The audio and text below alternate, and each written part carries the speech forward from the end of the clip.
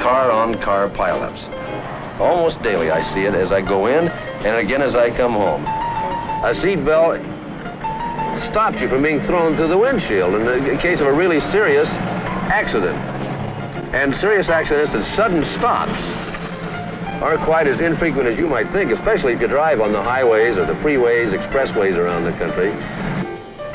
Get in the habit of always putting those seat belts on. You don't have to be going 50, 60, 70 miles an hour to be killed in an accident.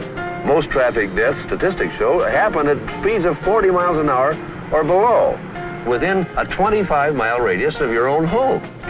So there's more chance of you being killed in an automobile accident in the block where you live than out on the highway going to visit your grandmother. As a matter of fact, any time and every time you get in the car is the time to fasten that seat belt. A lot of people feel a little tied in, a little constricted by having a seat belt, but believe me, if you'll just try them, you'll find that you don't feel constricted. On the contrary, I found out from experience, it's just a matter of getting used to it. I prefer my own seat belt very snug. I like it good and tight. It gives me a secure feeling. I feel more a part of the car. And in people who have never tried using a seatbelt or who have a seatbelt in their car and don't like it, claim to have a feeling of being trapped, feeling of not being able to get out.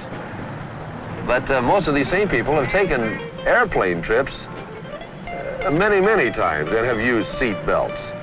And I have a teenage son who's slowly but surely becoming of driving age, and he's beginning to think about his learner's permit. And he said something the other day that surprised me. He said, well, the seat belts are a sissy. Why should you have a seat belt and fasten yourself into your high chair like a little baby?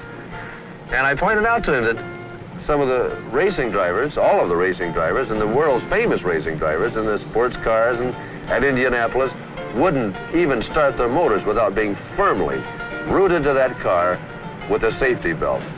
I won't let my family even get settled in the car. I won't start the motor until everybody, front seat and back seat, are fastened in. So many people have seat belts in their cars today. They sit on them.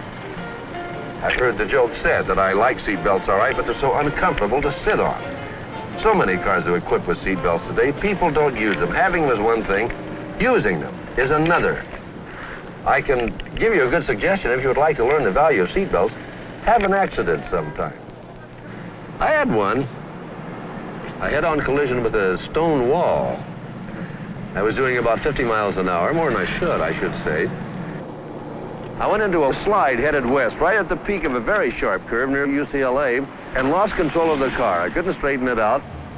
I finally hit this wall at about 50 miles an hour. The car flipped off the wall and back into the street again, turning completely over. Now, I had the top down, and I could have been killed right away. I looked at the car. I was sitting just in the chassis. The body was gone about 20 yards behind me. All the wheels had turned out flat. My steering wheel was under the dashboard, and the seat itself was twisted very badly, and I didn't have a scratch on me. I undid my seat belt and got out and looked at the car, and I said, the man who drove this car should be dead. I don't know what happened. It all happened a little too fast. I don't remember the car flipping over. The witnesses told me. I only know that had I not had that seat belt, I would have gone head first through this hard cement wall. So I just thank God that I had the good sense to wear my seat belts around my lap. Good sense. I had the good sense to wear my seat belt.